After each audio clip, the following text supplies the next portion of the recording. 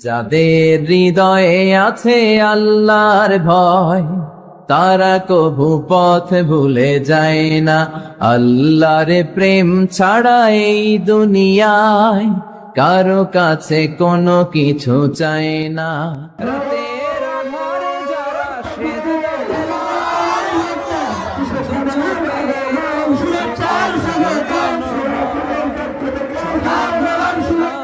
সম্মানিত লক্ষ্মীপুরবাসী, আপনারা সবাই আমলদারি মানুষ, আপনারা সবাই আল্লাহ প্রিয় মানুষ, আল্লাহ রাসূল সাল্লাল্লাহু আলাইহি ওয়াসাল্লামকে ভালোবাসেন। আপনাদেরকে আমরা খুব ভালোবাসি, কারণ এই এলাকার মানুষ অত্যন্ত আন্তরিক, খুব ধর্মপরায়ণ, ধার্মিক। এই এলাকার মা বোনেরা, সম্মানিত মা বোনেরা খুব পর্দানশীল, ঠিক কিনা? আপনাদেরকে খুশি করার জন্য বলছি না। আচ্ছা, আমাকে বলেন, বাংলাদেশের যে কয়েকজন প্রথিত যশা আলেমে দ্বীন রয়েছেন, তার মধ্যে উল্লেখযোগ্য কয়েকজন আলেম আছেন যাদের বাড়ি, যাদের জন্মস্থান এই এলাকায়, ঠিক কিনা?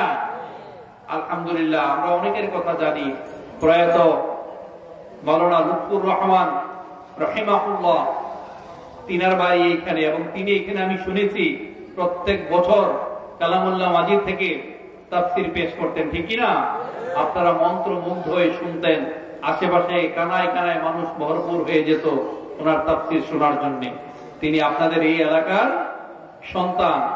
আমরা জানি মুফতি কাজী ইব্রাহিম সাহেব হাফিজাহুল্লাহ, তিনার বাড়িও এই জায়গার। হাজার হাজার আলেমের উস্তাদ, তিনার বাড়ি এখানে। শেখ আহমদুল্লাহ হাফিজাহুল্লাহ, শেখ আহমদুল্লাহ হাফিজাহুল্লাহ, তিনার বাড়িও এই এলাকায়।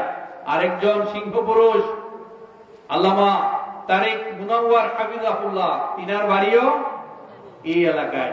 আমি তো তাদের ছাত্র হওয়ার যোগ্যতা আমার নাই, তারপর আপনারা এখানে নিয়ে আসছেন। আমাদের সম্মানিত ইমরান ভাই, আমাদের ওয়াজেদ আমিন ভাই, তিনারা এখানে নিয়ে আসছেন কিছু কথা বলার জন্য। আমার সম্মানিত ওয়াজেদ আমিন ভাই বলছেন এখানে বিষয় সিলেক্টেড করে দেওয়া আছে। আমার ভাগ্যে পড়েছে আল্লাহ রাসূল সাল্লাল্লাহু আলাইহি ওয়াসাল্লাম কেমন ছিলেন, তার আচরণ কেমন ছিল, কোন বৈশিষ্ট্যের অধিকারী ছিলেন। আমরা একটু শুনবো কিনা? আপনারা সবাই উচ্চ বাক্যে বলেন। আমরা যদি কোনো জ্ঞান নিতে চাই, কারো কাছ থেকে শিখতে চাই, আল্লাহ রাসূল সাল্লাল্লাহু আলাইহি ওয়াসাল্লামের চারিত্রিক বৈশিষ্ট্য কেমন ছিল, এটা যদি শিখতে চাই, তাহলে আমরা কার কাছ থেকে শিখবো? আমাদের নবী মুহাম্মদ সাল্লাল্লাহু আলাইহি ওয়াসাল্লামের কাছ থেকে শিখবো, ঠিক কিনা? কারণ পৃথিবীতে তিনি শিক্ষক রূপে প্রেরিত হয়েছেন। ইন্নামা বুইতু মুআল্লিমান, আল্লাহ রাসূল সাল্লাল্লাহু আলাইহি ওয়াসাল্লাম বলেছেন আমাকে শিক্ষক হিসাবে এই পৃথিবীতে প্রেরণ করা হয়েছে। আমরা তো তার কাছ থেকে শিখবো, ঠিক কিনা? এবার আমরা একটু মিলিয়ে দেখবো। আমরা তো অনেকে আলহামদুলিল্লাহ 5 ওয়াক্ত নামাজ পড়ছি, আমরা রোজা রাখছি, আমরা সালাত আদায় করছি, হজ করছি, উমরা করছি, দান সাদাকা দিচ্ছি। তারপরে মিলিয়ে দেখি আমরা আসলে সত্যিকার অর্থে নবী মুহাম্মদ সাল্লাল্লাহু আলাইহি সাল্লামের আচরণের কিছুটা অধিকারী আমরা হতে পেরেছি কিনা, আমাদের মধ্যে বিনয় আছে কিনা, আমাদের মধ্যে আন্তরিকতা আছে কিনা, শিষ্টাচারিতা আছে কিনা, নম্রতা ভদ্রতা আছে কিনা, আমরা একটু এটা দেখার চেষ্টা করব। আসলে আল্লাহ রাসূল সাল্লাল্লাহু আলাইহি সাল্লাম বলেছেন উত্তম আচরণের পূর্ণতা দিতে, উত্তম আচরণের পূর্ণতা প্রদান করতেই আল্লাহ তাআলা আমাকে প্রেরণ করেছেন। ওয়ামা আরসালনাকা ইল্লা রাহমাতাল লিল আলামিন ওয়া ইন্নাকা লাআলা খুলুকিন আযীম। আল্লাহ রাসূল মহান চরিত্রের অধিকারী, এবং তিনি ছিলেন দয়ালু। তার এত দয়া ছিল, তিনি মানুষের প্রতি শুধু নয়, যত সৃষ্টিকুল আছে প্রত্যেকটা সৃষ্টির জন্যই তিনি রহমত হিসাবে পৃথিবীতে প্রেরিত হয়েছেন। এখন আমরাও মিলিয়ে দেখি। আমরা তো আসলে নেতা বলতে যাকে বুঝাই, আমরা তো অনেক সময় বলে ফেলি আমার নেতার চরিত্র ফুলের মতো পবিত্র, বলি না? এটা বলবেন, আসলে কোথায় কোন কথাটা বলতে হবে আবেগের কারণে আমরা অনেক সময় ঠিক বলতে পারি না। আসলে নেতা যদি সত্যিকার অর্থে নেতাই বলা চলে, তিনি হচ্ছেন আমাদের প্রিয় নবী হযরত মুহাম্মদ সাল্লাল্লাহু আলাইহি ওয়াসাল্লাম, যাকে অনুসরণ করা যায়, অনুকরণ করা যায়, ঠিক কিনা লক্ষ্মীপুরবাসীরা? Actually, a leader is someone who knows the way, who shows the way, who goes the way. A leader is someone who knows the way, who goes the way, at the same time who shows the way. একজন নেতা তো তিনি একটা রাস্তা সম্পর্কে ভালো জানেন, ধরেন আপনি কিভাবে জান্নাতে যাবেন এই রাস্তা সম্পর্কে আল্লাহ রাসূল সাল্লাল্লাহু আলাইহি ওয়াসাল্লাম জানেন কিনা? তিনি তো আমাদেরকে পথ দেখিয়েছেন, ঠিক কিনা বলেন? তারপর he knows the way, he goes the way. একজন নেতা তিনি, যিনি আপনাকে ধরে ধরে পথ দেখিয়ে আপনাকে নিয়ে যাবেন। এট দ্য সেম টাইম একজন নেতা তো তিনি, যিনি চলে যাওয়ার পর তিনি যতটা যোগ্যতা সম্পন্ন মানুষ, তার চেয়ে আরো অধিক যোগ্যতা সম্পন্ন হিসাবে আপনাকে তৈরি করবে। এবং ফাইনালি আপনি যেন এই চেয়ারে বসতে পারেন, এই চেয়ার শুধু তার জন্য নয়, এই চেয়ার যেন আপনি বসতে পারেন, এই চেয়ারের যোগ্য হিসাবে আপনাকে তৈরি করে দিয়ে যাবে, ঠিক কিনা বলেন? রেখো না মনেতে ভয়, বান্দা আল্লাহ, দূর হয়ে যাবে বাধা সব,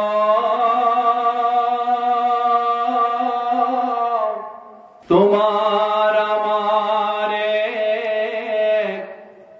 মালিক আছেন, আছেন আমাদের রব, আছেন আমাদের রব, ঠিক কিনা বলে? রেখো না মনেতে ভয়, বান্দা আল্লাহর, দূর হয়ে যাবে বাধা সব,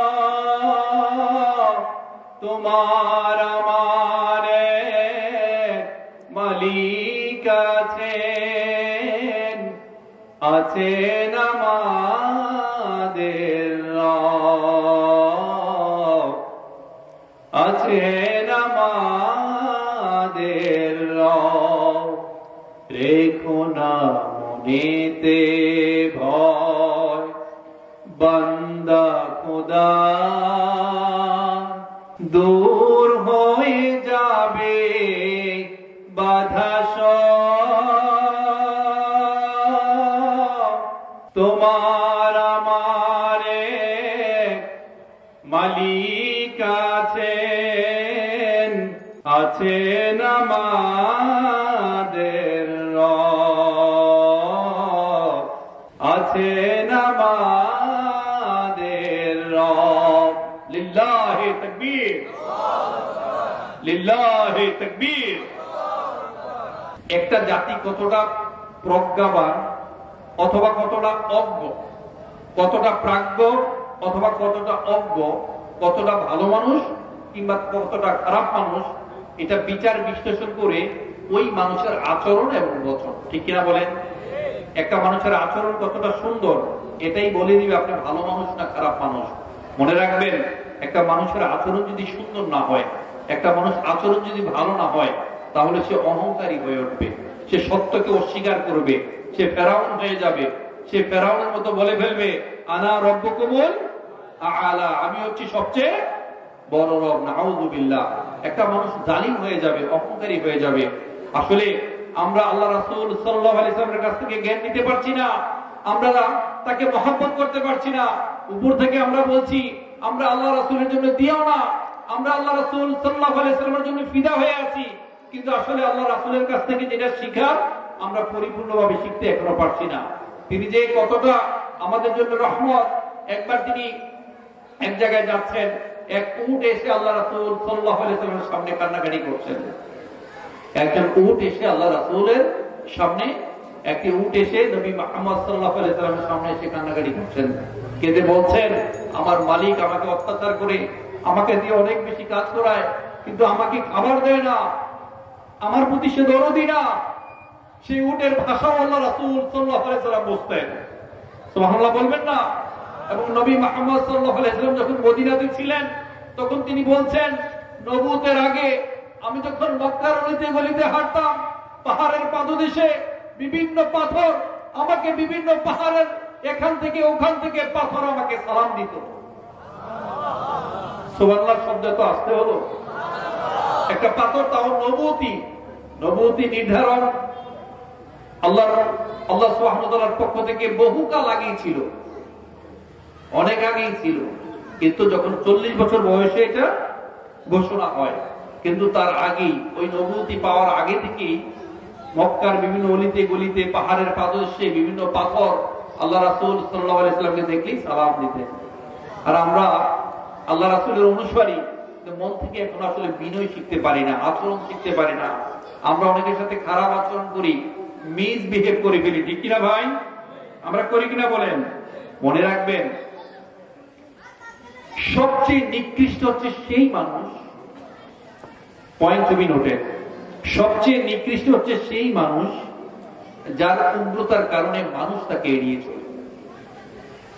সবচেয়ে খারাপ মানুষ হচ্ছে সেই যার উগ্রতা, যার তেজস্বিনী ভাব, যার রাগের কারণে, মিসবিহেভের কারণে মানুষ তাকে এড়িয়ে চলে। মনে রাখবেন, দুর্ব্যবহার দুর্ভোগ ডেকে আনে। আমি কি বলেছি কথাটা আরেকবার বলেন? দুর্ব্যবহার, একটু জোরে বলেন। দুর্ব্যবহার দুর্ভোগ ডেকে আনে।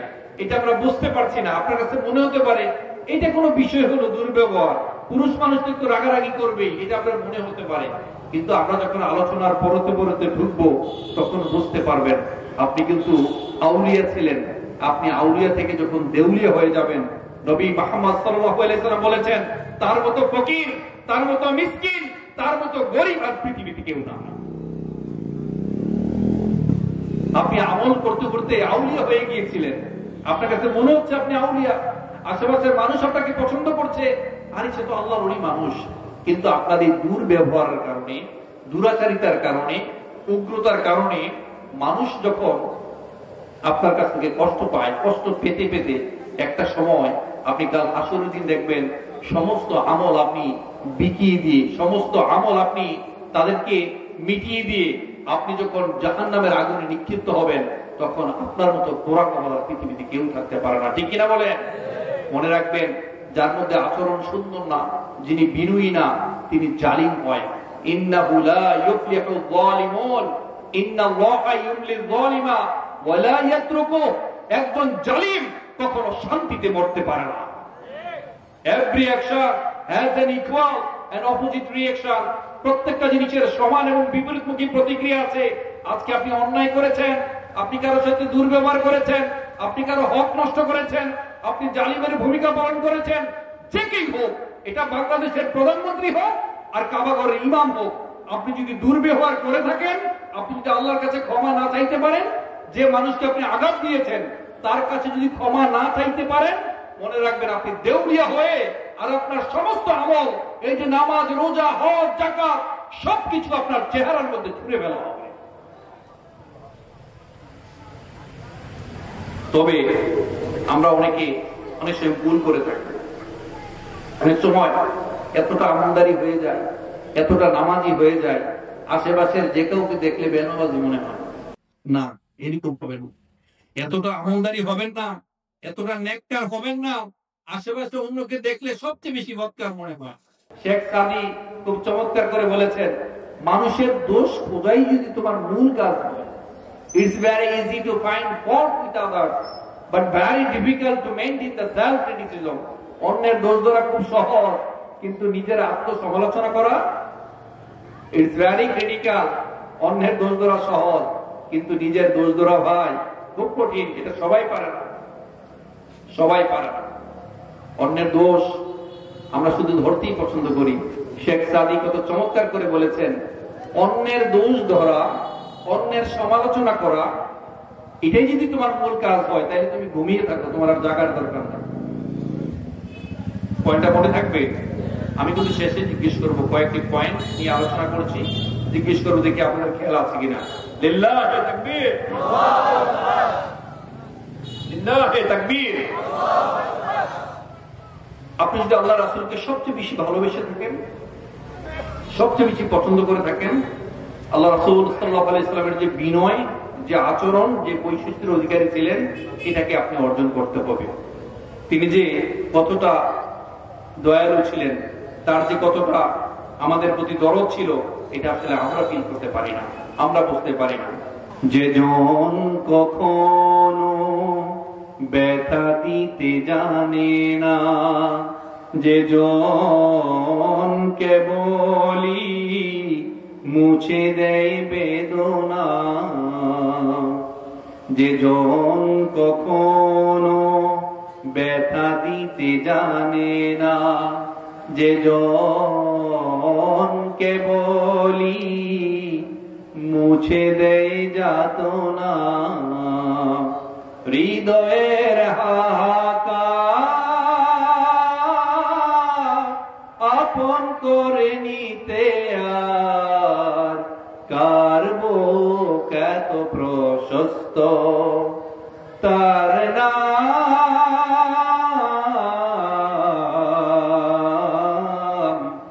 আহমদ বড় বিশ্বস্ত। সে কোন বন্ধু বলো বেশি বিশ্বস্ত, সে কোন বন্ধু বলো বেশি বিশ্বস্ত, কার কাছে মন খুলে বলা যায়, কার কাছে মন খুলে দেয়া যায়, কার কাছে সব কথা বলা যায়, হওয়া যায় বেশি আশ্বস্ত, তার নাম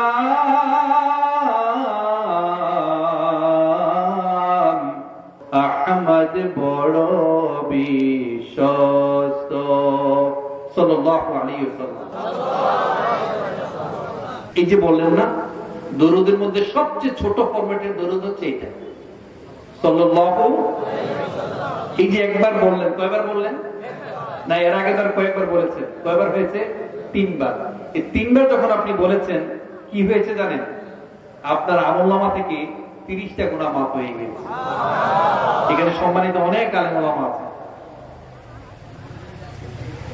তিনাদের সাথে কথা বলে মিলিয়ে নেবেন। আপনার আমলনামা থেকে মুহূর্তেই 30টা গুনাহ deleted, at the same time 30টা নেক যোগ হয়েছে, এবং 30 times you will be honored by Allah subhanahu wa ta'ala। 30 বার আপনার উপর আল্লাহর পক্ষ থেকে রহমত নাযিল হতে থাকবে। সুবহানাল্লাহ বলবেন না? এই জন্য যখনই মনটা চায় অথবা না চায়, আপনি মন খুলে ইস্তেগফার করবেন, আস্তাগফিরুল্লাহ আস্তাগফিরুল্লাহ, এবং সাল্লাল্লাহু আলাইহি ওয়াসাল্লাম যে কোনো বিপদ, যে কোনো অসুস্থতায়, যে কোনো রোগ শোক, যে কোনো বিপদ আপনি মন করে শুধু বলবেন আস্তাগফিরুল্লাহ আস্তাগফিরুল্লাহ সাল্লাল্লাহু আলাইহি ওয়াসাল্লাম সাল্লাল্লাহু আলাইহি ওয়াসাল্লাম। ভাই, মনটাকে একটু নরম করে দেন। আমার সম্মানিত মুরব্বী বাবাজিরা, মনটাকে একটু নরম করে দেন। আপনারা এমনি ধার্মিক মানুষ, আপনারা বুঝবেন আপনাদের অন্তরটা বিগলিত, আপনার অন্তরটা একটু নরম। আছে কি আমাদের মধ্যে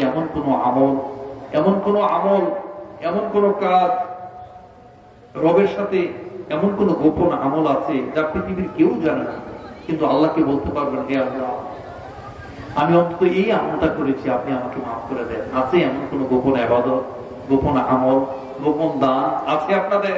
আমাকে বলার দরকার নাই, বুকে হাত দিয়ে বলেন, চক্ষু বন্ধ করে বলেন, আল্লাহ এমন কোন গোপন আমল নাই। সেজদাতে পড়েন, 10 মিনিট 20 মিনিট থাকেন, আল্লাহকে বলেন, শুধু কিছু পড়তে হবে না, অন্তত এইটাই ফিল করেন যে আল্লাহ আমার সাথে আছেন, Allah is watching me, Allah is observing me, Allah আমাকে দেখছেন। আপনি এতটুকু শুধু ফিল করেন, আপনি সিজদায় পড়ে শুধু আল্লাহকে বলেন, হে আল্লাহ, কত রহমত, কত বরকত, কত মার্সি এন্ড ব্লেসিংস এর ফলগুধারা আপনি আমাদেরকে দিয়েছেন, কত মার্সি এন্ড ব্লেসিংস এর ফলগুধারা আমাদেরকে প্লাবিত করছেন। আল্লাহ যত দিয়েছেন সবই তো আপনার দান, কিন্তু আমি এরপর আপনার অবাধ্য, আমি কিছুই করতে পারছি না। আল্লাহ, আপনি আমাকে ক্ষমা করে দেন। আল্লাহুম্মা ইন্নাকা আফুউন কারীম তুহিব্বুল আফওয়া ফা'ফু আন্নী। আল্লাহর কাছে মন খুলে প্রাণ খুলে শুধু এটা দোয়া করেন, সিজদায় পড়ে থাকেন, আল্লাহকে বলেন। মনে রাখবেন, আল্লাহর কাছে যিনি ক্ষমা চান, আল্লাহ সেই ক্ষমা করে দেওয়ার জন্য বসে থাকেন। Allah is waiting for us 24/7 to forgive us. Allah আমাদেরকে ক্ষমা করে দেওয়ার জন্য বসে আছেন। গফিরিয যামবি ওয়া ক্বাবিলিত তাওব। আল্লাহ ইজ ওয়েটিং ফর আস 24/7। আল্লাহ 7 দিন অপেক্ষা করেন, আল্লাহ 30 দিন অপেক্ষা করেন, আল্লাহ বছরের মধ্যে 365 দিন অপেক্ষা করেন। এই বুঝি বান্দা আমার কাছে ফিরে আসবে, সে মন খুলে প্রাণ খুলে আমার কাছে ক্ষমা চাইবে, আর আমি তাকে ক্ষমা করে দেব। এই যে রাত হচ্ছে মাঝরাতে আল্লাহ সুবহানাহু ওয়া তাআলা এই প্রথম আকাশে আসবেন, এসে আপনাদেরকে ডেকে বলবেন আলা মিন মুস্তাগফিরিন ফাগফিরুল্লাহ। কার কি চাওয়ার আছে আমার কাছে চাও, আমি তোমাকে দেব। কার কি চাওয়ার আছে? কিন্তু ভাই, আমরা ঘুমের ঘরে এতটা অচেতন থাকি, আমরা আড্ডা মারতে পারি, ভার্চুয়াল ভাইরাসে আমরা আক্রান্ত হতে পারি, আমরা ভার্চুয়াল ভাইরাসে নিমজ্জিত। মনে রাখবে, দুইটি আমল, দুইটি কর্ম আপনাকে জাহান্নাম পর্যন্ত নিয়ে যাবে, জাহান্নামের সর্বোচ্চ জায়গায় নিয়ে যাবে। একটা হচ্ছে আল ফামু, আর একটা হচ্ছে আল ফরজ। আল ফামু ওয়াল ফরজ, একটা হচ্ছে মুখ, আর একটা হচ্ছে লজ্জাস্থান। আমার যুবক ভাইয়েরা, এখানে যারা ভার্চুয়াল ভাইরাসের সাথে যারা আক্রান্ত, ভার্চুয়াল ডিভাইস যাদের আছে, সারাক্ষণ কি দেখছো, ফেসবুকে কি লিখছো, এটা কিন্তু রেকর্ড হচ্ছে। কিরামান কাতিবিনা ইয়ালামুনা মা তাফআলুন। All types of your activities are being recorded properly. তুমি যা করছো, সম্মানিত লেখক মহোদয়, এখানে সম্মানিত লেখকরা আছেন, তারা প্রত্যেকটা মুহূর্তের কাজ লিপিবদ্ধ করছে বাবাজিরা। وَكُلَّ إِنسَانٍ أَلْزَمْنَاهُ طَائِرَهُ فِي عُنُقِهِ। আল্লাহ বলেছেন, আল্লাহ তাআলা বলছেন, আমি প্রত্যেকের কৃতকর্মের ফলাফল আমি গ্রীবালব্ধে সেট করেছি। প্রত্যেক কৃতকর্ম আমি এই গ্রীবালব্ধে এখানে সেট করেছি, লুকানোর সুযোগ নাই। আজকে ফেসবুক ইউজ করছো, যা ইচ্ছা তাই লিখছো, ওই সম্মানিত আলেমের মান সম্মান নষ্ট করছো, ভিতরে একটা কমেন্ট লিখে দিচ্ছ, একজনের মাথা কেটে আরেকজনের বডিতে জোড়া লাগিয়ে দিচ্ছ। মনে রাখবে, you will have to suffer in the long run. তোমাকে পরিণামে ভুগতে হবে। এখনো সময় আছে ভাই, এই উল্টাপাল্টা কাজ করবে না। এই ফেসবুক, এই ইউটিউব, এগুলা থেকে চাইলে তুমি জ্ঞান অর্জন করতে পারো, জ্ঞান আহরণ করতে পারো, কিন্তু না, তোমার কিন্তু দুইটা সুযোগই আছে। চাইলে তুমি জান্নাতের রাস্তাকে প্রশস্ত করতে পারো, আবার পাশাপাশি জাহান্নামের। মনে রাখবেন, আমরা প্রত্যেকে জায়গা করে নিচ্ছি। বাবাজিরা, কথাগুলো খুব মনোযোগ দিয়ে শুনবেন, আমি কার কথা বলছি, এগুলো মনে রাখার মতো কথা। মনে রাখবেন, আমরা প্রত্যেকে আমাদের জায়গা করে নিচ্ছি, হয় জান্নাতে অথবা জাহান্নামে। মাত্রাবাদী কোনো সুযোগ নাই। এক পরম সত্য, এক মহা সত্যের অভিমুখে প্রতিনিয়ত আমরা যাত্রা করছি। আপনি মারা যাবে, there is no doubt in it. আইনামা তাকুনু ইউদরিকুমুল মাউত ওয়ালাউ কুনতুম ফি বুরুজিম মুশাইয়াদা। যেখানে থাকেন না কেন, কত মানুষ কত জায়গায় লুকাইছে, কত জায়গায় পলাইছে, all of us must die. There is no doubt in it. Everybody will have to taste what is there, and none can escape from that. মৃত্যু থেকে কেউ পালিয়ে বেড়াতে পারবেন না। কুল্লু নাফসিন যায়িকাতুল মাউত। মৃত্যুর স্বাদ আপনাকে ভোগ করতেই হবে।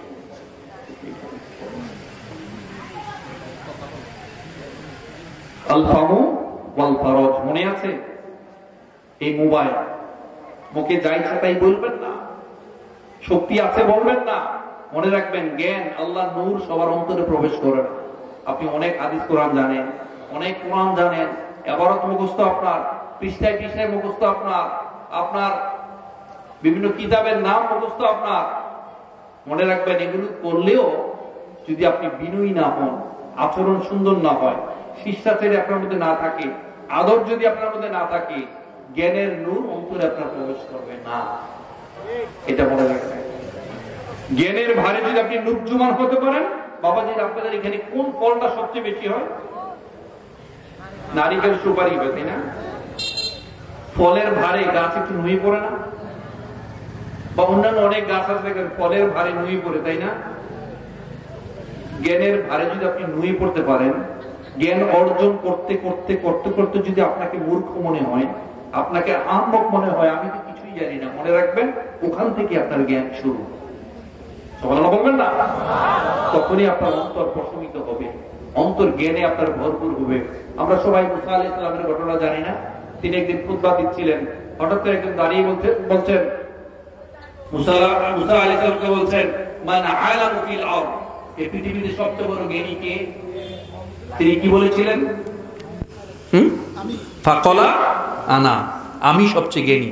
তিনি ভুল করেন নাই, নবীরা ভুল করেন না। কারণ ওহির জ্ঞান যার মধ্যে থাকে তিনি সবচেয়ে বেশি জ্ঞানী, সবচেয়ে বড় জ্ঞানী। ওহি দ্বারা যিনি নিয়ন্ত্রিত, ওহি দ্বারা যিনি নিয়ন্ত্রিত, ওহি দ্বারা, ওহির জ্ঞান দ্বারা যিনি পরিচালিত, তিনি সবচেয়ে বড় জ্ঞানী। তিনি ঠিকই বলেছেন, কিন্তু আল্লাহ সুবহানাহু ওয়া তাআলা এই উত্তরটা পছন্দ করেন নাই। এটা আসলে আমাদেরকে শিক্ষা দেওয়ার জন্য বলেছেন, আমরা যেন ঠিকঠাক হয়ে যাই। তিনি যদি বলতেন আমার আল্লাহ সুবহানাহু ওয়া তাআলাই সবচেয়ে ভালো জানেন। মুসা আলাইহিস সালাম এত বড় একটা কিতাব পেয়েছেন, কিতাবের নাম কি? তাওরাত। তাওরাতের মতো এত শক্তিশালী কিতাব পেয়েও খিদির আলাইহিস সালামের ক্লাসে তাকে বসতে হয়েছে। অতএব অনেক বেশি জানলে আপনি জ্ঞানী হন না। কেউ যদি বলে আপনাকে অহংকার করে যদি কেউ বলে, অহংকারী হয়ে, উদ্ধত হয়ে, জালিমের মতো যদি কেউ বলে আমি হচ্ছি পৃথিবীর সবচেয়ে বড় জ্ঞানী, আমি সবচেয়ে বেশি জানি, আপনি 2 আঙ্গুল উঁচু করে বলবেন তুমি কিছুই জানো না, ইউ নো নাথিং। ভাই, সারা জীবন আয়নায় পরিষ্কার করে গেলাম, কিন্তু প্রকৃতপক্ষে ধুলো ছিল আমার চেহারায়। অন্তর আমার নেফাকিতে ভরপুর, অন্তর গুনায় ভরপুর। সারা জীবন আয়নার মধ্যে দাঁড়িয়ে থেকে আয়নাই মুছে গেলাম, যেখানে মোছার কথা ওখানে মুছতে পারি নাই। অন্তরকে নারাঙ্গি শুধু পশম রাঙালেই, অন্তরকে নারাঙ্গি শুধু পশম রাঙালেই ভালো মানুষ হওয়া যায় না। অন্তরকে নারাঙ্গি শুধু বেশভূষা পরিবর্তন করলেই ভালো মানুষ হওয়া যায় না। ভালো মানুষ হতে হলে আগে ভেতর থেকে পেঁয়াজের খোসার মতো স্তরে স্তরে স্তরীভূত হয়ে নিজেকে বদলাতে হবে, ঠিক কিনা বলেন?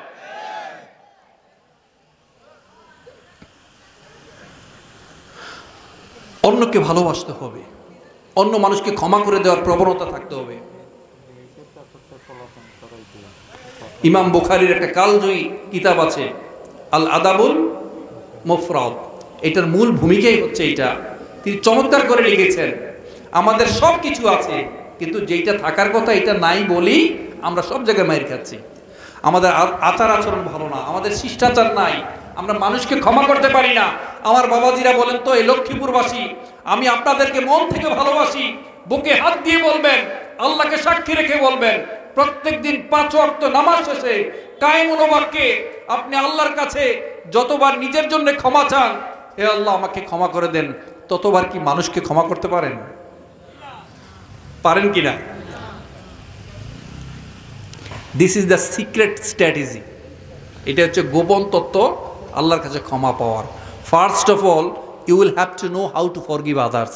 আপনাকে জানতে হবে কিভাবে আগে মানুষকে ক্ষমা করতে হয়। আপনি যদি মানুষকে ক্ষমা করতে পারেন তবেই নিশ্চিত জেনে রাখেন আপনি ক্ষমা পাবেন। এক আনসার সাহাবী রাতে ঘুমাতে যেতেন, শুধুমাত্র একটা আমলের কারণে আল্লাহ রাসূল সাল্লাল্লাহু আলাইহি সাল্লাম 3বার এই কথাগুলো বলেছেন যে আমি তোমাকে জান্নাতে দেখলাম, আমি তাকে জান্নাতে দেখেছি, আমি তাকে জান্নাতে দেখেছি। তিনি দুনিয়াতে থাকতেও জান্নাতের সুসংবাদ প্রাপ্ত একজন সাহাবী, কিন্তু আমলটা খুব ছোট। আরেক সাহাবী তাকে কয়েকদিন পাহারা দিয়েছেন, কি এমন আমল করেন? উনি আল্লাহ রাসূল 3বার বলেছেন এই লোকটা জান্নাতি, এই লোকটা জান্নাতি, এই লোকটা জান্নাতি, কি এমন আমল? মুসাফির বেশে তাকে পাহারা দিয়েছেন, কয়েকদিন তার সাথে থেকেছেন, দেখছেন না বিশেষ কোনো আমল নাই। পরে তিনিও জানেন না তিনি জান্নাতি।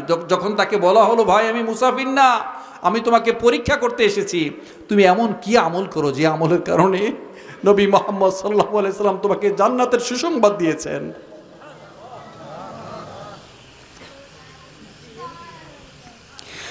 তিনি তখন বললেন ভাই আমি জানি না, যদি আল্লাহ রাসূল সাল্লাল্লাহু আলাইহি সাল্লাম আমাকে সুসংবাদ দিয়ে থাকেন আলহামদুলিল্লাহ, আমি তেমন কোনো আমল করি না। তবে রাতে যখন ঘুমোতে যাই, বিছানায় যাওয়ার আগে পৃথিবীর কোনো মানুষের প্রতি আমি ক্ষোভ রাখি না, কোনো দুঃখ রাখি না, কোনো কষ্ট রাখি না, তাদেরকে ক্ষমা করে দিয়ে আমি বিছানায় ঘুমোতে যাই। আর এই ক্ষমা করে দিয়ে ভিতরে কোনো রাগ, ক্ষোভ, ঘৃণা, হিংসা, বিদ্বেষ রাখি না বলেই হয়তো আল্লাহ তাআলা আমাকে কবুল করেছেন।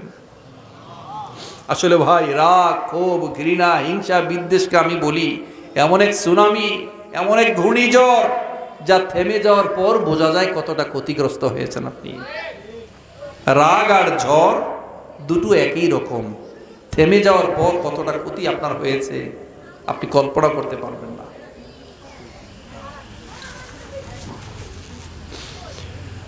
আচরণটা সুন্দর করবো কিনা ভাই? আচরণ সুন্দর করবো কিনা বলেন? করবো কিনা?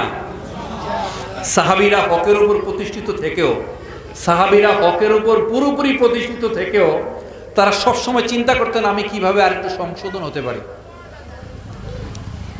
আমি কিভাবে আরেকটু সংশোধন হতে পারি।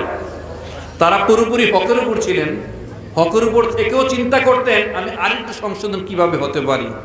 তারপরও সাহাবীরা এসে বলছেন না ফাকা হানজালা তো ইয়া রাসূলুল্লাহ, হানজালা তো মুনাফিক হয়ে গেছে। আসলে না, তাদের চিন্তা এরকম। আর আমরা নিজে ক্যান্সার আক্রান্ত, আমরা নিজে ক্যান্সার নামক ভয়াবহ রোগে আক্রান্ত। অন্য একজন হাঁচি দিলে তাকে ধরে ফেলি, এই তোমার এই দোষ, তোমার এই সমস্যা। You are suffering from any kinds of vital severity. আপনি তো রোগে আক্রান্ত, মানে আপনি গুনাহে আক্রান্ত। আপনি ওখান থেকে ক্ষমা পাওয়ার চেষ্টা করেন, আরেকজনকে পান থেকে চুন কষ্টে দেখলে আপনি ধরে ফেলেন। তো ভাই, আমরা আমাদের আচরণ সুন্দর করব কিনা বলেন? আমরা মানুষকে ক্ষমা করতে রাজি কিনা? আমরা মানুষকে ভালোবাসবো কিনা? মনে রাখবেন, সত্যিকারের ধার্মিকরা সবসময় মিষ্টভাষী হয়। সত্যিকারের ধার্মিকরা সবসময় মিষ্টভাষী হয়। বাবাজিরা রাগ করবেন না, অনেকে নামাজ পড়ে কপাল ক্ষয় করে ফেলেছি, তাদের উগ্রতা যদি আপনি দেখেন, তাদের রাগ যদি দেখেন, বিশ্বাস করেন যে কোনো আলেম ওলামার কাছ থেকে আপনি মিলিয়ে নেবেন, আপনার আমল কবুল হবে না। এটা খুব কঠিন একটা বিষয়। আমি ফতোয়া দিচ্ছি না, ফতোয়া দেওয়া আমার কাজ না। আলেম ওলামাদের সাথে মিলিয়ে নেবেন। যারা অতিরিক্ত উগ্রতা দেখান, যারা খুব রাগ, ঘরের স্ত্রীর সাথে আমরা স্বামীরা কতজন খুব ভালো বিহেভ করি বলেন? সারাটা জীবন তার সাথে অন্যায় করে গেছেন, এমন উগ্রতা দেখিয়েছেন তাকে কখনো মানুষই মনে করছেন না। হয়তোবা তার বাবা নাই, তার ভাই নাই, সে আপনার এখানে চলে আসছে, বাচ্চা কাচ্চা হয়ে গিয়েছে, আপনি এত পশুর মতো আচরণ করেন, সে যেতে পারে না। আমি নিজের চোখে দেখা এমনও মানুষ আমি পেয়েছি, হাজব্যান্ডকে সারাটা জীবন একটা রুটি গরম করে দিচ্ছে, এই রুটি শেষ না হতে হতে আরেকটা গরম রুটি দিতে হবে, একসাথে দুইটা দিলে হবে না। নামাজের বিছানায় বসে বসে বড় বড় চোখ করে তাকায়, আপনি কিসের নামাজ পড়ছেন? আবার আমরা অনেকে বলছি নামাজটা পড়ে নি এরপর তোকে বানাবো, বলি না? বলছে নামাজটা পড়ে নি এরপরে তোকে বানাবো। নামাজ তো আপনি প্রশান্তির জন্যে, শান্তির জন্যে। কিন্তু আমাদের রাগ উত্তেজনা, আপনাকে বিশ্বাস করেন, আপনি যতই আমল করেন, যতই ইবাদত বন্দেগী করেন, অনেকে 5 ওয়াক্ত নামাজ পড়েন, তাহাজ্জুদ পড়েন, কোরআন তেলাওয়াত করেন, কিন্তু খালি খেই স্বভাব। এত রাগ, এত উগ্রতা না বাবাজিরা। রাগ, ক্ষোভ, ঘৃণা, হিংসা, বিদ্বেষ আপনার দেহের মধ্যে 75% সাইকোসোমেটিক মনোদৈহিক রোগ দ্বারা আপনাকে আক্রান্ত করবে। এই যে বড় বড় যত দুরারোগ্য ব্যাধি, তার মূল কারণ হচ্ছে রাগ, ক্ষোভ, ঘৃণা, হিংসা, বিদ্বেষ। আমাদের সম্মানিত মা বোনেরা দেখবেন সবচেয়ে বেশি অসুস্থ হয়, কোমর ব্যথা হয়, লাম্বার স্পন্ডিলাইসিস হয়, সার্ভাইকাল স্পন্ডিলাইসিস হয়, স্পাস্টিসিটি হয়, কাফ মাসেলের সমস্যা, হ্যামস্ট্রিং মাসেলের সমস্যা, বসে নামাজ পড়তে পারে না, দাঁড়িয়ে নামাজ পড়তে হয়, ঠিক কিনা বাবাজিরা? আমাদের পুরুষরাও আছে, বেশিরভাগ মেয়েদের দেখবেন, মহিলাদের দেখবেন এই ব্যথা থাকে।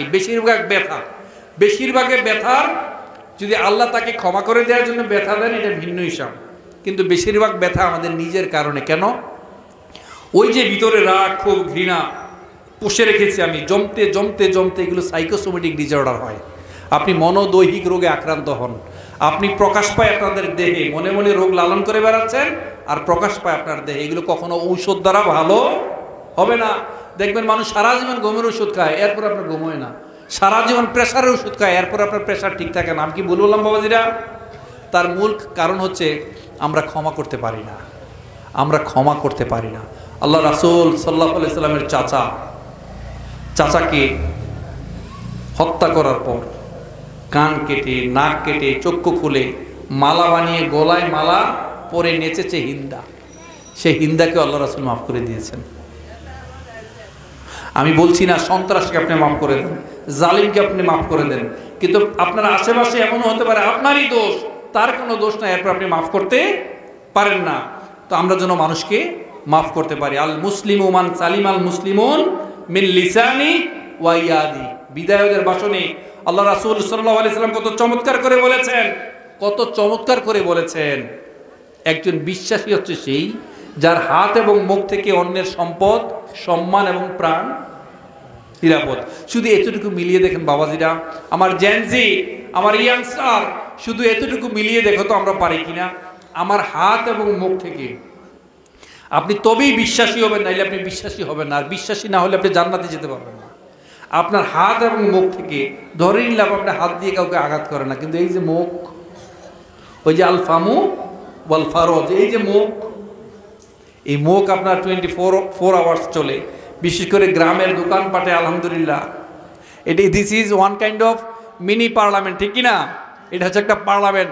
এখানে সংসদ রায় হয়, এখানে আইন পাস হয়, এখানে সাথে সাথে কাউকে ক্যাপিটাল পানিশমেন্টও দেওয়া হয়, ঠিক কিনা? না ভাই, এগুলো বন্ধ করতে হবে, পরিশীলিত হতে হবে, আচরণ সুন্দর হতে হবে, আপনার বিনয়ী হতে হবে। যদি বিনয়ী হতে পারেন তবেই আল্লাহ সুবহানাহু ওয়া তাআলা আপনাকে ক্ষমা করবেন। কাল হাসরের দিন দুইটা আমল সবচেয়ে বেশি ভারী হবে। একটা হচ্ছে তাকওয়া আল্লাহ, আর একটা হচ্ছে হুসনুল খুলুক, আল্লাহর প্রতি তাকওয়া, আরেকটা হচ্ছে উত্তম আচরণের অধিকারী যদি আপনি হতে পারেন তবেই আপনি জান্নাতের সর্বাগ্রে বসবাস করবেন। সুনানে আবু দাউদের একটা চমৎকার হাদিস আছে, এই হাদিসটা শুনলে আপনাদের ভালো লাগবে বাবাজিরা। শুনবেন কিনা? আল্লাহ রাসূল সাল্লাল্লাহু আলাইহি ওয়াসাল্লাম বলেছেন, একটা মানুষ হকের উপরে আছে, সত্যের উপরে আছে। এটা পানি না? পানি তো, মাম ওয়াটার তো। আরেকজন বলতেছে না এটা মাম না, এটা ফ্রেশ। তো হকের উপর কি আপনি না? কারণ এটা মাম, কিন্তু এরপরে সে তর্ক করছে না এটা ফ্রেশ। আপনি বলছেন এটা জমজম ওয়াটার, আরেকজন বলছে না এটা ময়লা পানি। তো আপনি নবী মুহাম্মদ সাল্লাল্লাহু আলাইহি ওয়াসাল্লাম বলছেন, বাবাজিরা মন খারাপ হচ্ছে? লিল্লাহি তাকবীর, লিল্লাহি তাকবীর। তাহাজ্জুদের যায় না মাঝে মরণ দিও প্রভু আমায়, ইকামতে দিনের কাজে কবুল করে নিও আমায়। তাহাজ্জুদের যায় না মাঝে মরণ দিও প্রভু আমায়, ইকামতে দিনের কাজে কবুল করে নিও আমায়। সবাই বলে আমিন, লিল্লাহি তাকবীর। তর্ককে পরিহার করবেন। নবী মুহাম্মদ সাল্লাল্লাহু আলাইহি সাল্লাম বলছেন, আল্লাহ সুবহানাহু ওয়া তাআলা গ্যারান্টি দিচ্ছেন ওই ব্যক্তিকে জান্নাতের আঙ্গিনায় একটি বিশাল বড় অট্টালিকা প্রদান করা হবে। তারপরে নবী মুহাম্মদ সাল্লাল্লাহু আলাইহি সাল্লাম বলছেন, একটা লোক কৌতুক করছে, একটা লোক হাসাচ্ছে, জাস্ট ইউ আর কিডিং। আচ্ছা বলেন তো, কৌতুক করলে মিথ্যা কথা বলতে হয় না? বলতে তো হয়। মানুষকে যদি হাসাতে হয় মিথ্যা কথা বলতে হয়। তবে আল্লাহ রাসূল সতর্ক করে দিয়েছেন, শুধুমাত্র হাসানোর জন্য, তার জন্য ধ্বংস অনিবার্য, যে শুধু হাসানোর জন্যই মিথ্যা কথা বলে। তা আপনি কিডিং করছেন, কৌতুক করছেন, মানুষকে হাসাচ্ছেন। নবী মুহাম্মদ সাল্লাল্লাহু আলাইহি সাল্লাম বলছেন, কাউকে হাসাচ্ছেন, তারপরেও যদি আপনি মিথ্যাকে পরিহার করতে পারেন, আল্লাহ সুবহানাহু ওয়া তাআলা গ্যারান্টি প্রদান করছেন, নিশ্চয়তা প্রদান করছেন, জান্নাতের মাঝখানে আপনাকে একটি বিশাল বড় অট্টালিকা নির্মাণ করে দেওয়া হবে। আর ফাইনালি ওই ব্যক্তিকে জান্নাতের আঙ্গিনায় নয়, জান্নাতের মাঝখানেও নয়, একেবারে চূড়ান্ত উপরে, পিক অফ জান্নাতের সর্বোচ্চ চূড়ায়, সর্বোচ্চ স্থানে আপনাকে বিশাল বড় একটা অট্টালিকা নির্মাণ করে দেওয়া হবে, যেই মানুষটার আচরণকে সুন্দর করতে পারলো। মান তাওয়াদুআ লিল্লাহ রাফাআহুল্লাহ, যিনি আল্লাহর জন্য বিনয়ী হয়, যিনি আল্লাহর জন্য আচরণটাকে সুন্দর করে, আল্লাহ তাকে সম্মানিত করবেন। সুবহানাল্লাহ বলবেন না? আল্লাহ তাকে সম্মানিত করবেন। একটু জানতে ইচ্ছা করে আল্লাহ রাসূল সাল্লাল্লাহু আলাইহি সাল্লামের সম্পর্কে আম্মা জান আয়েশাকে সাহাবীরা খুব দরদ দিয়ে জিজ্ঞেস করতেন, আম্মা জান আল্লাহ রাসূলের চরিত্র কেমন ছিল, তিনি কেমন ছিলেন? কাইফা কানা খুলুকি রাসূলিল্লাহ সাল্লাল্লাহু আলাইহি সাল্লাম। আম্মা জানকে জিজ্ঞেস করছেন আল্লাহ রাসূলের চরিত্র কেমন ছিল। আম্মা জান আয়েশা বলছেন, কানা খুলুকুহু আল কুরআন, আল্লাহ রাসূলের চরিত্র ছিল একেবারে জীবন্ত কোরআন। সুবহানাল্লাহ বলবেন না? কোরআনে যা কিছু আছে তিনি সেটাই অর্জন করেছেন। একটা মানুষ যখন রাস্তা দিয়ে হেঁটে যায়, ভালো না খারাপ বলতে পারেন না? নবী মুহাম্মদ সাল্লাল্লাহু আলাইহি সাল্লাম যখন রাস্তা দিয়ে হেঁটে যেতেন, whenever he walks on the street, that time it is seen as if a holy light Quran is walking on the street. তিনি যখন রাস্তায় হাঁটতেন মনে হতো একটা জীবন্ত কোরআন হেঁটে যাচ্ছে। عندما رسول الله صلى الله عليه وسلم يمشي على الأرض كأن قرآنا يمشي على الأرض. الله أكبر. আল্লাহ রাসূল যখন রাস্তা দিয়ে হেঁটে যেতেন মনে হতো একটা জীবন্ত কোরআন হেঁটে যাচ্ছে। সুবহানাল্লাহ বলবেন না? অথচ আমরা জমিনে কিভাবে হাঁটি, কতটা বিনয়ের সাথে হাঁটি। একটু শক্তিশালী হইলেই তো আমরা আমি আর কে, আমাকে পায় কে। অথচ একটা পিঁপড়ার সাথে যখন আরেকটা পিঁপড়ার দেখা হয় রাস্তায়, কিয়ৎকাল দাঁড়িয়ে কথা বলে, ঠিক কিনা ভাই? আপনারা দেখেছেন কিনা? আপনারা দেখেন নাই, না দেখে হে হে করতেছেন। আজকে থেকে দেখবেন একটা পিঁপড়া আসছে আর আরেকটা পিঁপড়া যখন হেঁটে যায় কিয়ৎকাল দাঁড়িয়ে কথা বলে। কিন্তু আমরা মানুষ হয়ে পারি না। অনেক সময় বলে থাকি কুকুর কখনো দিল্লি যেতে পারে না। কেন? রাতের বেলায় কুকুর যে বাড়ি পাহারা দেয়, এই কুকুর যখন সকালবেলায় ওঠে অন্য বাড়ি যাবে, তখন সে অন্য কুকুর দেখলে কামড়া কামড়িতে লিপ্ত হয়ে যায়। অথচ আপনি প্রকৃতির দিকে তাকান, কত চমৎকার মেলবন্ধন। মাঝে মাঝে অবাধ্য বাঁশের কঞ্চির মতো, মাঝে মাঝে অবাধ্য বাঁশের কঞ্চির মতো দু একটি ডালপালা এদিক সেদিক গেলেও কত চমৎকার মেলবন্ধন তাদের মাঝে। কিন্তু আমরা এটা পারি না, আচরণ সুন্দর করতে পারি না। বাবাজির আমি প্রথমেই বলেছি, মিজানের পাল্লায় কাল হাসরের দিন মিজানের পাল্লায় যে আমলটা সবচেয়ে বেশি ভারী হবে, আপনার মর্যাদা সর্বোচ্চ হবে, এটা হচ্ছে আপনার আচরণ। আল্লাহর ওলি যারা, ভালো মানুষ যারা, তারা মিষ্টভাষী হয়, তারা সরল হয়, তাদের চেহারায় নূর চমকায়, সরলতায় নূর চমকায়, তাদের মধ্যে কুটিলতা নাই, জটিলতা নাই। শুনেন, অনেক সময় মনে নিলেই সমস্যা, মেনে নিলে কোনো সমস্যা নাই।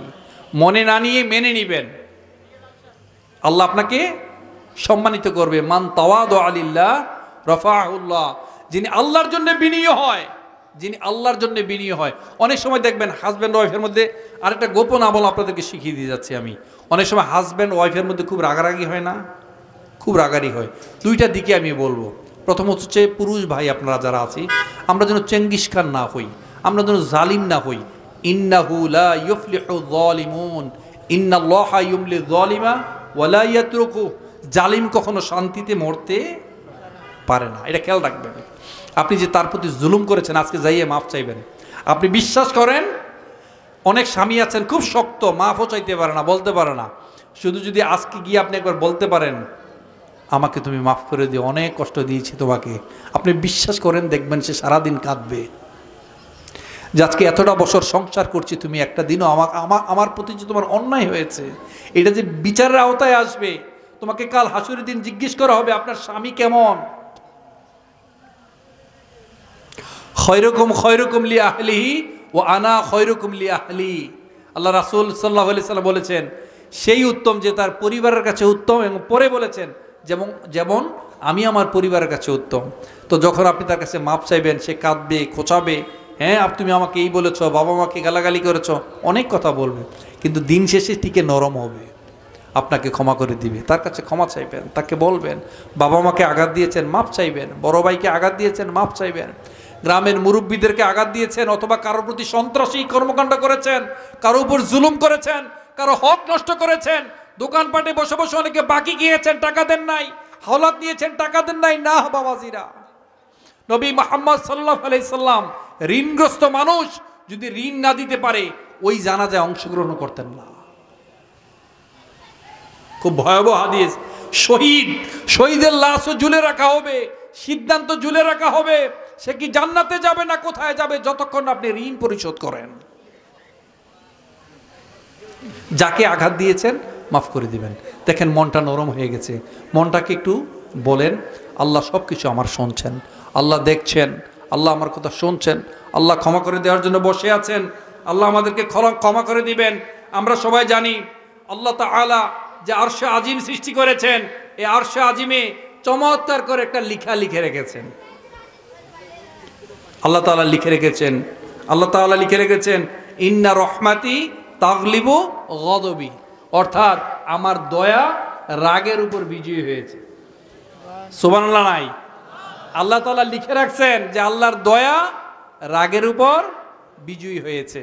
ইন্না রহমাতি তাগলিবু গদবি। আল্লাহর কাছে ক্ষমা চান, মানুষের কাছে আগে ক্ষমা চান, তারপরে আল্লাহর কাছে ক্ষমা চাইবেন, আল্লাহ আপনাকে মাফ করে দিবেন। তো বাবাজিরা, আমি আপনাদেরকে অনুরোধ করছি, আল্লাহ তাআলা বলেছেন আফা হাসিবতুম আন্নামা খলাকনাকুম আবাথা ওয়া আন্নাকুম ইলাইনা লা তুরজাউন, তুমি কি মনে করেছো তোমাকে পৃথিবীতে এমনি এমনি পাঠানো হয়েছে? আমার কাছে আসতে হবে না, হিসাব দিতে হবে না? ইয়া আইয়ুহাল্লাযীনা আমানু দুখুলু ফিস সিলমি কাফা, পরিপূর্ণ ইসলামে প্রবেশ করে তবে আপনি পরিপূর্ণ মুসলমান হয়ে পরিপূর্ণ ইসলামে প্রবেশ করে তবে আপনি আল্লাহর কাছে যান। তা না হলে ওখানে আসলে পার পাবো না। আমরা আল্লাহর কাছে ক্ষমা চাই, আল্লাহর কাছে কায়মনোবাক্যে ক্ষমা চাই, আমাদের আচরণও যেন সুন্দর হয়।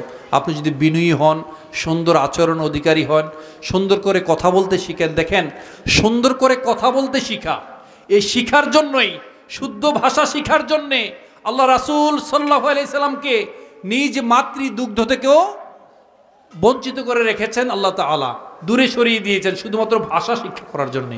এটা একটা আর্ট, মানুষকে কথা দিয়ে আপনি জয় করতে পারবেন। কথা একটা আর্ট, কথা দিয়ে আপনি হৃদয় ছুঁতে পারবেন।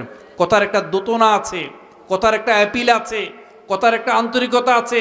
আপনি যখন কথা দিয়ে সুন্দর কথা বলতে পারবেন তখন মানুষের হৃদয় জয় করতে পারবেন। দেখবেন অনেকে এক কথায় আঘাত খায়, এই কথাটাই যখন আবার আরেকজনে সুন্দর করে বলে তাকে সবাই ওয়েলকাম করে রিসিভ করে, ঠিক কিনা বলেন?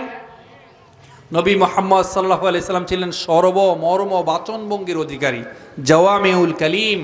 তিনি সর্বমর্ম বাচনভঙ্গির অধিকারী ছিলেন। বিদায় হজের ভাষণ, এই বিদায় হজের ভাষণ বড়জোর 10 থেকে 12 মিনিটের হবে, অধিক হলে 15 মিনিটের হবে। অল্প অল্প কথা বলতেন, একটা কথা শেষে আরেকটা কথা আপনি বুঝতে পারতেন, কথার মাঝখানে পজ দিতেন। এত চমৎকার করে কথা বলতেন, সবার কথা তিনি বুঝতে পারতেন, তিনার কথা সবাই বুঝতে পারতেন। অতএব সুন্দর করে কথা বলা, আচরণ সুন্দর করা, বিনয়ী হওয়া, হাসি মুখে কথা বলা একটা সাদাকা।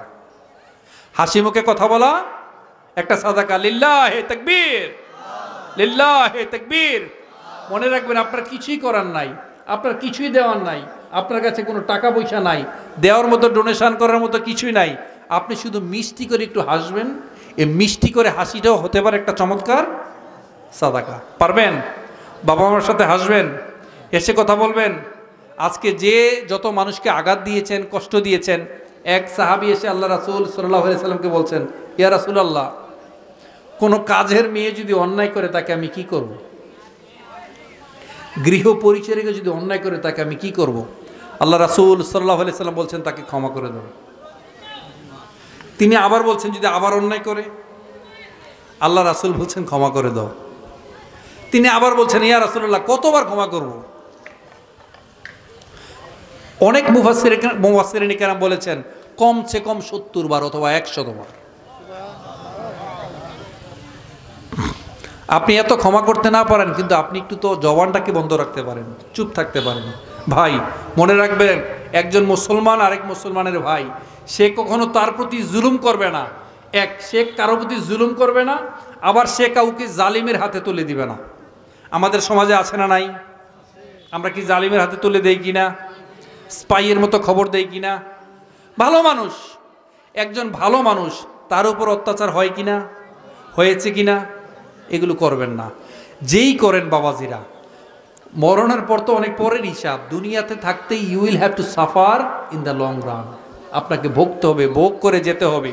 একজন মুমিন, একজন মুসলমান, একজন মুমিন যখন তার ভাইয়ের জন্য দোয়া করে, খুব মনোযোগ দিয়ে শুনবেন, যখন তার জন্য দোয়া করে, হে আল্লাহ, আপনি আমার ভাইটাকে ক্ষমা করেন, তার ঋণ থেকে তাকে মুক্ত করেন, তাকে সুস্থতার নেয়ামত দান করেন, তার ছেলে মেয়ের বিয়ে শাদী হচ্ছে না, তার ইনকাম ভালো হচ্ছে না, তার রিজিক প্রশস্ত হচ্ছে না, তার জন্য আল্লাহ আমি দোয়া করি, তাকে আপনি ক্ষমা করেন।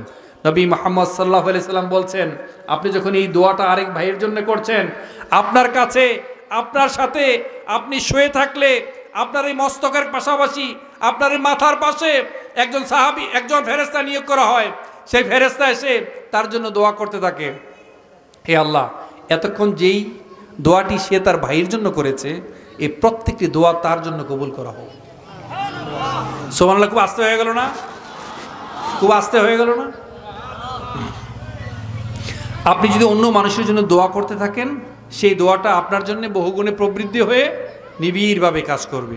আবার এট দ্য সেম টাইম আপনি যদি মানুষের জন্য বদদোয়া করেন, তাকে অভিশাপ দেন, তার জন্য কুটনামি করেন, তার জন্য কণ্টক সজ্জা বিছিয়ে রাখেন, তাহলে এটাও আপনার দিকে বহুগুণে প্রবৃদ্ধি হয়ে আসবে। তাই মানুষের জন্য দোয়া করবেন, মানুষকে ক্ষমা করবেন, নিজের আচরণটাকে সুন্দর করবেন, আল্লাহকে বলবেন, হে আল্লাহ, আপনি আমাকে ক্ষমা করে দেন। আমি যে হাদিসটা বলছিলাম, অনেক হাজব্যান্ড ওয়াইফের মধ্যে রাগারাগি হয় না? খুব রাগারাগি হয়। অনেক ওয়াইফ খুব বাজে বিহেভ করেন, আবার অনেক হাজব্যান্ডও খুব বাজে বিহেভ করেন। মনে রাখবেন, হাজব্যান্ড অথবা ওয়াইফ যিনি ধৈর্য ধারণ করতে পারেন, যিনি ধৈর্য ধারণ করতে পারেন, উগ্রতা না দেখান, সে যদি প্রমাণ দেখাতে পারে আর আল্লাহ তাআলার দেয়া সমস্ত আমলগুলো করে, কাল হাসরের দিন সে হাজব্যান্ড অথবা স্ত্রী বিনা হিসাবে জান্নাতে যাবে। যদি একজন ধৈর্য ধরতে পারেন, পারবেন? যদি ধৈর্য ধরতে পারেন, তাহলে মনে রাখবেন, একজন মানুষ, একজন মুমিন, একজন মুসলমান কখনো সে কারো ভাইয়ের প্রতি, তার ভাইয়ের উপর জুলুম করবে না, এবং সে জালিমের উপরও তাকে হস্তান্তর করবে না। এই দুনিয়াতে থাকতে এক ভাই যদি আরেক ভাইয়ের জরুরত পূরণ করে দেয়, আরেক ভাইয়ের সমস্যা দূর করে দেয়, আরেক ভাইয়ের অভাব দূর করে দেয়, কাল হাসরের দিন আল্লাহ সুবহানাহু ওয়া তাআলা আপনি যখন বিপদে থাকবেন, আপনি যখন অসহায় থাকবেন, তখন ওই যে দুনিয়াতে থাকতে আপনি যেই ভাইয়ের সমস্যা দূর করেছিলেন, আল্লাহ সুবহানাহু ওয়া তাআলা আপনার বিপদ দূরে সরিয়ে দিবে। এই দুনিয়াতে থাকতে আপনি যদি কোনো ভাইয়ের অভাব দূর করে দেন, কাল হাসরের দিন আল্লাহ তাআলা আপনার অভাব দূর করে দিবেন। এই পৃথিবীতে থাকতে আপনি যদি কারো দোষ লুকিয়ে রাখেন, যে চাইলে আমি আচ্ছা ঠিক আছে দোষটা একটু লুকিয়ে রাখি, মনে রাখবেন, কাল হাসরের দিন আপনি যখন লজ্জিত হবেন, হুফাতান উরাতান গুরলান, সেদিন আপনার পায়ের নিচে জুতা থাকবে না, পরনে কাপড় থাকবে না, খতনাবিহীন উঠবেন। সেদিনও আল্লাহ সুবহানাহু ওয়া তাআলা আপনার দোষ মুক্ত রাখবেন, দোষ গোপন রাখবেন। তবে এই দুনিয়া যারা অন্যের হক নষ্ট করেছেন, অন্যের প্রতি জুলুম করেছেন, বিশেষ করে হক সম্পদ দেই না, বোনদেরকে সম্পদ আমরা দেই না, এবং অন্যের লাইল ঠেলি না, আমরা অন্যের জায়গা দখল করি। আপনাদের এলাকায় মনে এটা নাই? আরেকজনের জায়গার হিস্সা আমরা বুঝিয়ে দিই না। মনে রাখবেন, ওই যে বললাম, হুফাতান উরাতান গুরলান, সেদিন আপনার পায়ের তলায় জুতো থাকবে না, পরনে কোনো কাপড় থাকবে না, আপনি খতনাবিহীন উঠবেন। সেদিনও জাহান্নামের শিকল আপনার গলায় পরিয়ে দেওয়া হবে। সমস্ত সম্পদ কয়েক গুণ করে, বহু গুণ করে আপনার এই গলার মধ্যে ঝুলিয়ে দেওয়া হবে। আমার মাঝে মাঝে টেনশন হয়, ধরেন বিশাল বড় রাস্তায় কেউ দুর্নীতি করেছে, বড় ব্রিজে কেউ দুর্নীতি করেছে, তো কাল হাসরের দিন যদি ওই বিল্ডিং অথবা ওই ব্রিজ অথবা ওই রাস্তা যদি গলায় ঝুলিয়ে দেওয়া হয়, কি হবে? এটা শুধু তাদের জন্য নয়। আমরা তো মনে করি nobody is perfect, I am nobody, মানে কেউ পারফেক্ট না, আমি ওই নোবডির মধ্যে পড়ি না। আমরা তো মনে করি এইটা। ওই যে বললাম, সারা জীবন আয়নাই পরিষ্কার করে গেলাম, কিন্তু কখনো অন্তরে ডুব দিতে পারি নাই, অন্তরে গভীরভাবে আত্মনিমগ্ন করতে পারি নাই। সম্মানিত বাবাজিরা, আমি এখন কিছু জরুরি কথা বলবো, খুব গভীর মনোযোগ দিয়ে শুনবেন। বিশেষ করে যাদের বয়স 60 বছর হয়ে গিয়েছে বাবাজিরা, নবী মুহাম্মদ সাল্লাল্লাহু আলাইহি সাল্লাম বলেছেন, যাদের বয়স 60 বছর হয়ে গিয়েছে, বয়সটাকে 60 বছর ক্রস হয়ে গিয়েছে, বাকি সময়টাকে গনিমত মনে করেন। এখন আপনি বেঁচে আছেন, এখনও বেঁচে আছেন মানেই হলো আপনি আল্লাহর কাছে ক্ষমা চাইতে পারেন। আল্লাহর কাছে কায়মান বাক্যে ক্ষমা চান, হে আল্লাহ আমাকে ক্ষমা করে দেন। একবারে বিনা শর্তে, আল্লাহ আমি দোষী, আল্লাহর কাছে সারেন্ডার করেন, আল্লাহ আমাকে মাফ করে দেন। আমরা যখন সিজদায় অবনত হই তখন কি বলি? সুবহানা রব্বিয়াল আলা, মানে হচ্ছে আমি সবচেয়ে নিচে, আপনি সবচেয়ে উপরে, আর সবচেয়ে উপরে হচ্ছে আলা, আর সবচেয়ে নিচে, একেবারে নিচে, এটাকে বলা হয় আসফাল। ইন্নাল মুনাফিকিনা ফিদ দারকিল আসফালি মিনান নার।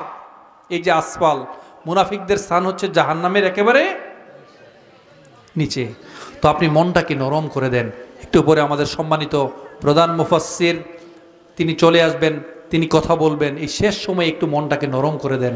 আমার মন বলছে কেন জানি এমন হতে পারে, আজকের পর থেকে আপনারা যারা মানতে পারেন, পালন করতে পারেন, আল্লাহর কাছে ক্ষমা চাইবেন, আচরণটাকে সুন্দর করতে পারেন, এমন হতে পারে আল্লাহ সুবহানাহু ওয়া তাআলা বাকি যতদিন বেঁচে থাকেন আপনাকে জান্নাতি মানুষ হিসেবে আল্লাহ কবুল করবেন।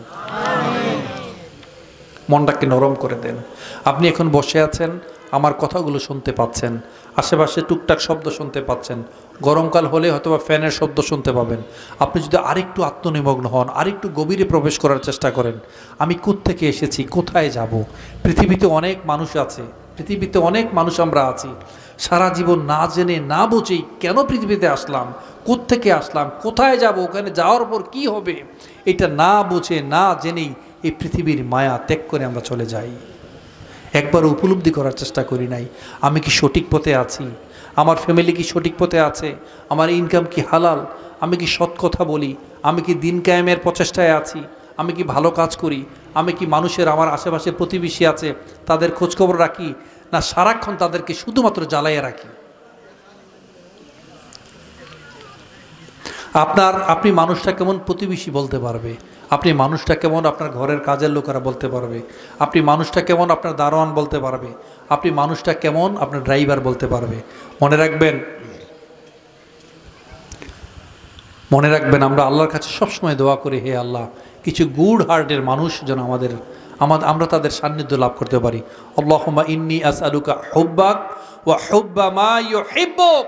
আমার সাথে বলে আল্লাহুম্মা ইন্নী আসআলুকা হুব্বাক ওয়া হুব্বা মা ইউহিব্বুক। হে আল্লাহ, দোয়াটা দেখেন কত চমৎকার, এমনি এমনি দোয়া করবেন, হে আল্লাহ আমরা আপনার ভালোবাসা, বলেন আমরা আপনার ভালোবাসা চাই। জোরে বলেন আল্লাহ আল্লাহ ইয়া আল্লাহ, আমরা আপনার ভালোবাসা চাই। এবং আপনি যাদেরকে ভালোবাসেন, পৃথিবীতে যত ভালো মানুষ আছে যাদেরকে আপনি ভালোবাসেন, তাদের ভালোবাসা চাই। আর কিছু লাগে বাবাজিরা? আল্লাহ যদি আপনাকে ভালোবাসে, আবার আল্লাহ যাদেরকে ভালোবাসেন ওই মানুষগুলো যদি আপনাকে ভালোবাসে, আর কিছু দরকার মনটাকে নরম করে দেন। আপনি ধরে নেন আল্লাহ তাআলা আপনাকে ক্ষমা করেছেন, আল্লাহ আপনাকে ভালোবাসেন, আল্লাহ ইজ ওয়াচিং ইউ, আল্লাহ আপনাকে দেখছেন। কুল্লুকুম খাত্তা ওয়া খায়রুল খাত্তাইন আত-তাওয়াবুন। আদম সন্তানের মধ্যে তারাই তো শ্রেষ্ঠ যারা ভুল করার পরে আল্লাহর কাছে কায়মনোবাক্যে ক্ষমা চায়।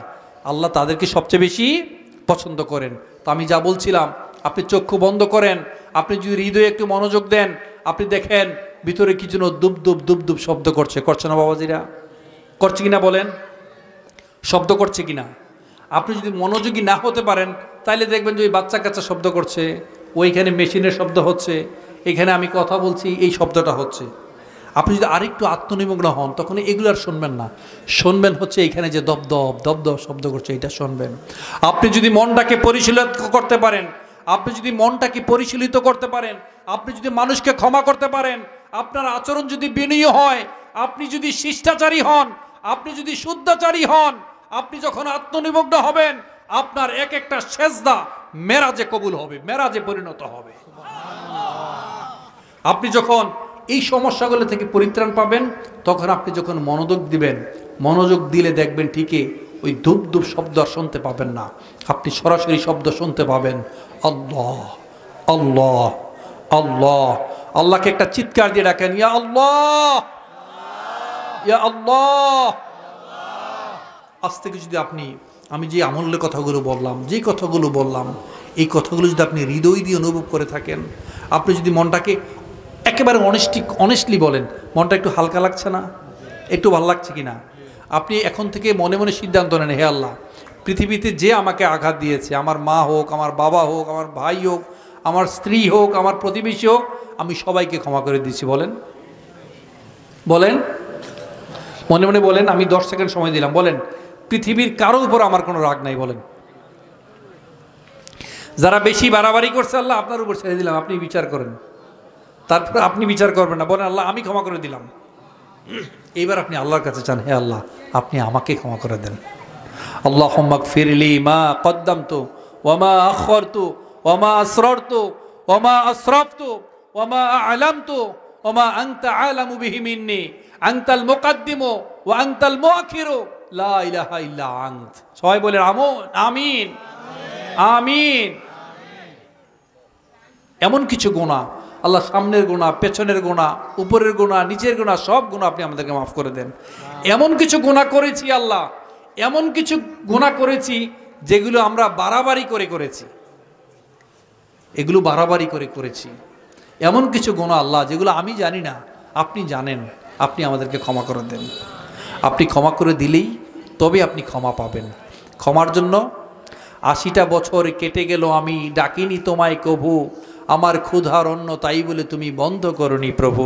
আল্লাহ তাআলা 80 বছর আল্লাহকে ডাকে নাই, আল্লাহরে ডাকে নাই। ভিন্ন ধর্মে সে ছিল, ওই লোকটারে রিজিক দিয়েছে কে? খাবার দিয়েছে কে? আর আপনি পান থেকে চুন খসলেই মানুষের রিজিকে আঘাত দেন, দেন না ভাই? দেন কি না ভাই? সবাই যে বললাম অনেক বড় আলেম আপনি মনে করতে পারেন, কিন্তু আপনার ভেতরে জ্ঞানের নূর প্রবেশ করে নাই। অনেক বড় আউলিয়া আপনি নিজেরা মনে করতে পারেন, কিন্তু না, আপনি আদতেই দেউলিয়া। ভালো মানুষ হতে হলে মনে রাখবেন, আপনার লাইফস্টাইল দেখলে মানুষ বুঝতে পারবে আপনি ভালো মানুষ কিনা, আর আপনার সমাজের ভালো মানুষগুলো আপনাকে ভালোবাসে কিনা। সবার দরকার নেই, যারা আসলে ভালো মানুষ তারা আপনাকে ভালোবাসে কিনা। আল্লাহ তাআলা যখন পৃথিবীর কাউকে ভালোবাসতে চান, তখন তিনি উপরে বসে ফেরেশতাদেরকে নিয়ে একটা মিটিং বসান এবং বলেন, আমি এই লোকটাকে, আমি ইমরান ভাইকে ভালোবাসি, আমি আব্দুল ওয়াজেদ আমিনকে ভালোবাসি, আমি ইমরানকে পছন্দ করি, আব্দুল ওয়াজেদ আমিনকে ভালোবাসি, যে সভাপতি তাকে ভালোবাসি, অথবা এখানে যে সবচেয়ে ভালো মানুষ তাকে আমি ভালোবাসি, তোমরাও তাকে ভালোবাসো। সুবহানাল্লাহ বলবেন না? এবং ফাইনালি পৃথিবীতে জানান দিয়ে দাও, তার আশেপাশের মানুষগুলোর ভিতরে তার প্রতি একটা ভালোবাসা তৈরি করে দাও। তাই সম্মানিত বাবাজিরা, নিজে ভালো হব, সন্তানদেরকে ভালো মানুষ হিসাবে তৈরি করব। মনে রাখবেন, আল্লাহ সুবহানাহু ওয়া তাআলা বলেছেন, কু আনফুসাকুম ওয়া আহলিকুম নার। তোমার সন্তানদেরকে, তোমার কাছের মানুষদেরকে, পরিবারের সদস্যদেরকে জাহান্নামের আগুন থেকে বাঁচাও। প্রতিনিয়ত তারা জাহান্নামের আগুনই যাচ্ছে। মনে রাখবেন, অনেক বাবারা আছেন ছেলে মেয়েদেরকে ভালো মানুষ হিসাবে তৈরি করতে চান না, অনেক মেয়ে আছে পর্দায় রাখতে চান না, বললে তর্ক করেন। বাবাজিরা, একটা কথা মনে রাখবেন, আজকে আপনার মেয়েকে আপনি পর্দায় রাখছেন না, আপনার মেয়েকে, আপনার স্ত্রীকে সবাই দেখে, রাস্তাঘাটে সবাই চিনে, গ্রামের এই মাথা থেকে শুরু করে ওই মাথার লোক আপনার মেয়েকে চিনে, আপনার স্ত্রীকে চিনে। শালীন পোশাক বজায় রাখবেন, ঠিক আছে, কিন্তু মনে রাখবেন, তাদেরকে যদি আপনি ইসলামের তাগিদ না দেন, আমল আখলাক না শিখান, পর্দা মেনটেন না করান, তাইলে কাল হাসরের দিন জাহান্নামে যখন তারা যাবে, মনে রাখবেন সে শুধু একা যাবে না, বিশেষ করে মেয়েরা কখনোই একা জাহান্নামে যাবে না। যাওয়ার সময় সে সাথে করে একাধিক লোককে নিয়ে তারপরে জাহান্নামে যাবে। তার বাবা হতে পারে, তার স্বামী হতে পারে, তার বড় ভাই হতে পারে, বড় সন্তান হতে পারে, অর্থাৎ তার যে গার্ডিয়ান, যারা যারা তার গার্ডিয়ান, যদি আপনি তাগিদ না দেন, যদি তাকে পরিবর্তন হওয়ার তৈরি করে না দেন, তবে ওই রকম পরিবর্তন করতে চাইবেন না যে একদিনে সব করে ফেলবেন। আস্তে আস্তে হৃদয় দিয়ে, ভালোবাসা দিয়ে, দরদ দিয়ে তাদেরকে পরিবর্তন করবেন। বাবা মার প্রতি খেয়াল রাখবেন, সন্তানদেরকেও ভালোবাসবেন। আমার এখানে যুবক বাবাজি যারা আছো, তোমরা কে কে আছো হাত তুলে দেখাও, হাত তুলে দেখাও। লিল্লাহি তাকবীর, লিল্লাহি তাকবীর। সুবহানাকাল্লাহুম্মা ওয়া বিহামদিকা আশহাদু আল্লা ইলাহা ইল্লা আনতা আস্তাগফিরুকা ওয়া আতুবু ইলাইক। আসসালামু আলাইকুম ওয়া রাহমাতুল্লাহ।